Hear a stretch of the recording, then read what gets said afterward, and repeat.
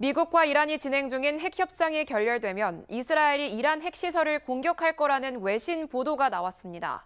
가자 지구에선 하마스의 강경파 수장이 자살됐다는 주장이 나오는 등 중동 정세가 불안해지고 있습니다. 이윤택 월드 리포터입니다. 이스라엘이 이란 핵시설을 타격하려 한다는 정황이 잇따라 드러나고 있습니다. 미국 매체 악시오스는 이스라엘 소식통을 인용해 미국과 이란의 핵 협상이 결렬되는 즉시 이란 핵시설을 공격할 계획이라고 보도했습니다. 앞서 CNN도 이란 공습을 준비하고 있다고 보도했습니다. אבל בכל מקרה מדינת ישראל שומרת לעצמה את הזכות להגן על עצמה מפני משטר שמאיים להשמיד אותנו. 공격 성공률을 높이기 위해 협상이 결렬되면 신속한 공습에 나설 것으로 알려졌습니다. 군사작전은 최소 일주일간 지속될 것으로 예상됩니다. 이란이 반격하면서 전면전이 벌어지고 국제전으로 비화될 가능성이 다분한 것으로 관측됩니다. 미국과 이란의 5차 핵 협상은 오는 23일 이탈리아 로마에서 재개됩니다. 미국은 그동안 허용했던 조건부 우라늄 농축 자체를 아예 폐기하자고 요구하고 있습니다. 이란은 과도한 요구라며 농축을 중단하지 않겠다고 맞서고 있습니다. 이스라엘 정보당국은 핵 협상이 결렬될 것으로 판단하고 있는 것으로 전해졌습니다. 이런 가운데 이스라엘은 최근 가자지구 공습 과정에서 하마스의 지도자 무함마드 신와르가 사망한 것으로 보인다고 밝혔습니다. התחלנו בעזה, חיסלנו עשרות אלפי מחבלים, חיסלנו את רבי המרצחים, דף, הנייה, יחיא סינואר, וכנראה גם את מוחמד סינואר.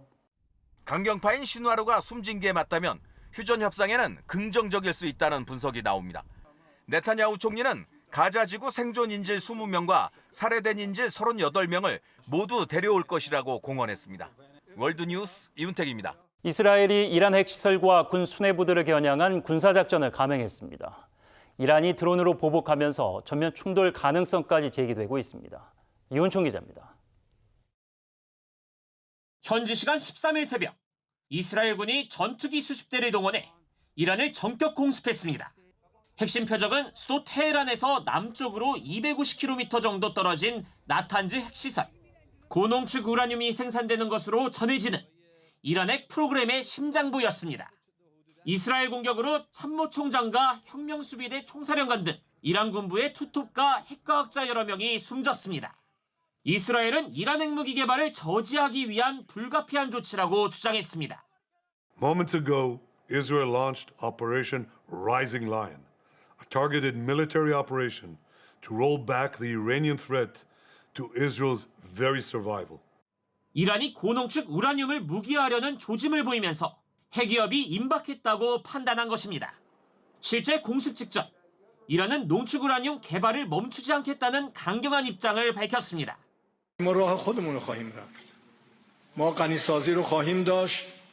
레드라인으로 삼아온 핵시설 공격에 군수 내부까지 숨지면서 이란은 강력한 응징을 경고했습니다.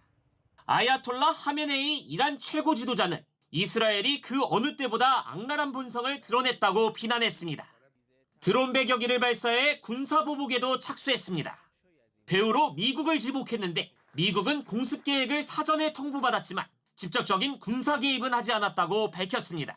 도널드 트럼프 대통령은 강요회의를 소집해 사태를 점검했고 이란이 미군이나 미국의 이익을 겨냥하면 강력 대응하겠다고 말했습니다. 당장 15일로 예정된 미국과 이란의 핵협상 개최 여부는 불투명해졌고 이스라엘과 이란의 전면전 우려도 커지고 있습니다. OBS 뉴스 윤총입니다. 이스라엘의 핵시설 공습에 반발해 이란이 탄도탄 100여 발을 쏘는 대대적인 보복 공격을 감행했습니다. 민간인을 포함해 수십 명의 사상자까지 발생했는데 두 나라는 유엔에서도 충돌하며 긴장을 고조시켰습니다. 갈태훈 기자입니다. 도심 밤 하늘을 밝힌 불빛. 서로 충돌하며 섬광을 내지만 일부는 지상으로 떨어집니다. 이란이 이스라엘 전역에 가한 탄도탄 공격입니다. 현지 시간 13일 밤부터 서너 차례에 걸쳐 150발 이상이 발사됐습니다. 현재까지 3명이 숨지고 40여 명이 다쳤다고 이스라엘 당국은 밝혔습니다. 세계 최고라고 자부해온 첨단 방공체계에 일부 구멍이 뚫린 겁니다. 탄도탄 잔해도 곳곳에서 발견됐습니다. We can see here buildings that were actually attacked and destroyed. We try to, there are people trapped here and we try to rescue them. There is lots of men. 결국 미국의 요격 자산 지원 속에 이스라엘도 이란 방공망을 타격했습니다. 이란은 군 시설과 공군 기지가 표적이었다고 뒤늦게 강조했습니다. 하지만 이스라엘은 레드라인을 넘었다며 추가 보복을 예고했습니다. 유엔 안전보장 이사회에서도 양국의 설전은 이어졌습니다. We will not forget that our people lost their lives as a result of the Israeli attacks with American weapons.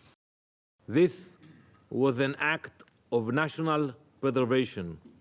It was one we undertook alone, not because we wanted to, but because we were left no other option.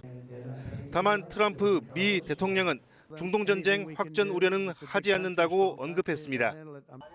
외교부는 이스라엘 내 우리 국민의 인명 피해는 접수되지 않았다고 전했습니다.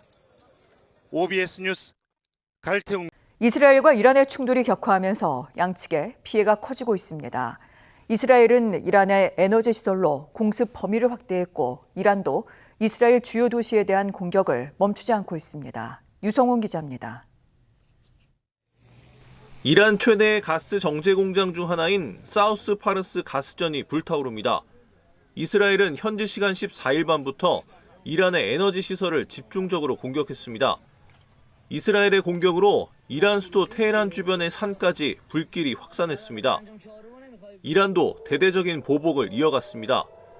이란은 이스라엘의 최대 항구가 있는 북부 도시 하이파를 표적으로 삼고 15일 새벽까지 계속해서 공격했습니다. 결국 15일 오만 무스카트에서 예정됐던 미국과 이란의 6차 핵협상은 취소됐습니다.